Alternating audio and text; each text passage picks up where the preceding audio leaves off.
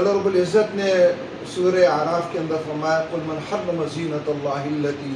اخرج لعبادی والطیبات من الرزق قل هي للذین آمنوا فی الحیاۃ الدنیا خالصۃ یوم القیامہ کذالک نفصل الآیات لقوم یعلمون۔ آیت کا مفہوم یہ ہے کہ کہہ دیجئے کس چیز نے پاکیزہ چیزیں جو اللہ تعالیٰ نے پیدا کی ہیں، کھانے پینے کی چیزیں اور زیبائش کی چیزیں، ان کو حرام کیا ہے؟ اللہ نے تو حرام نہیں کیا، فرمایا یہ تو ہیں ہی اہل ایمان کے لیے، لیکن دنیا میں ان کی وساطت سے کفار کو بھی مل رہی ہیں، آخرت میں یہ ساری چیزیں نعمتیں صرف اہل ایمان کے لیے خاص ہو جائیں گی اور اللہ کے نافرمان بندوں کو ان میں سے کچھ حصہ نہیں ملے گا۔ دنیا میں بھی نہیں، اصل اقدار تو یہی اہل ایمان ہے۔ محترم سامعین، یہ تصور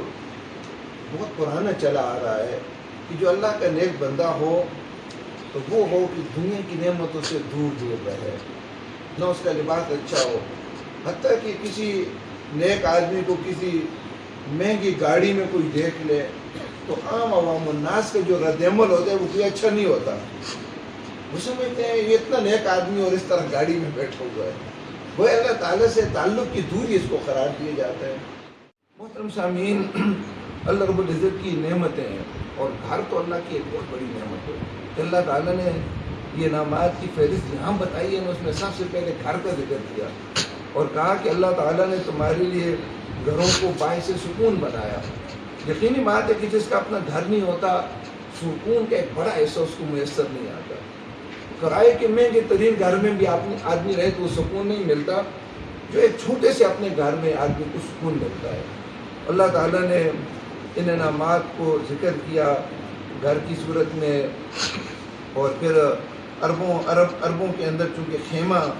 ان کی خانہ بدوشی کی زندگی تھی تو خیمے کا بھی ذکر کیا کہ چمڑے کے گھر بھی بنائے جن کو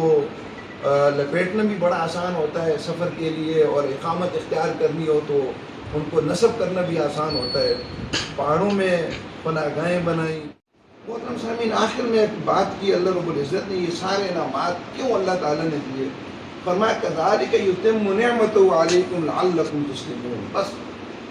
اللہ تعالیٰ اس طرح اپنی نعمتوں کو پورا کرتا ہے تاکہ تم